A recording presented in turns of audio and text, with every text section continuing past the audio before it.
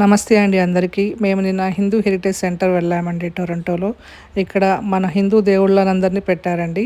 హనుమాను, కృష్ణుడు, వెంకటేశ్వర స్వామి, లక్ష్మీ నరసింహస్వామి, సరస్వతి, లక్ష్మీదేవి లింగం కూడా పెట్టారండి. ఫ్రీ పాలు కూడా పెట్టారండి అభిషేకం కోసం. ఎవరైనా ఫ్రీగా పాలభిషేకం వేయొచ్చు, అభిషేకం చేసుకోవచ్చు. వాటర్ పెట్టారు, అక్కడ ప్రదర్శన చేసుకోవచ్చు. నందీశ్వరుడు ఉన్నారు, చూస్తున్నారు కదండి. అందరూ హిందూ టెంపుల్ దేవుళ్ళను పెట్టారు. ఇక్కడ అన్ని పండగలకి భజనలు, పూజలు అన్నీ జరుగుతాయండి. పెద్ద హాల్ ఇచ్చారు. కింద బేస్మెంట్లో ఫ్రీ భోజనాలు కూడా జరుగుతాయండి అకేషన్స్ అప్పుడు, పండగలప్పుడు. ఇందులోనే పూజా సామాగ్రి స్టోర్ ఉందండి. అక్కడ అన్ని సేల్ పెట్టారు.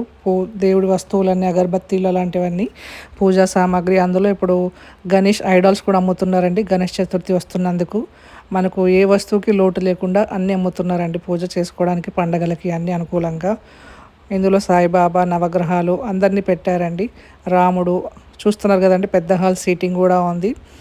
కొంచెం పెద్దవాళ్ళు అయితే చైర్స్లో కూర్చోవచ్చు, చిన్న యంగ్స్టర్స్ అయితే కింద కూర్చోని భజనలో చేసుకోవడానికని పెట్టారు. మేము ఆఫ్టర్నూన్ వెళ్ళినందుకు ఇలా ఖాళీగా ఉందండి. ఈవినింగ్ టైమ్స్ అలా వెళ్తే అకేషన్స్కి ఇంకా చాలా క్రౌడీగా ఉంటుంది.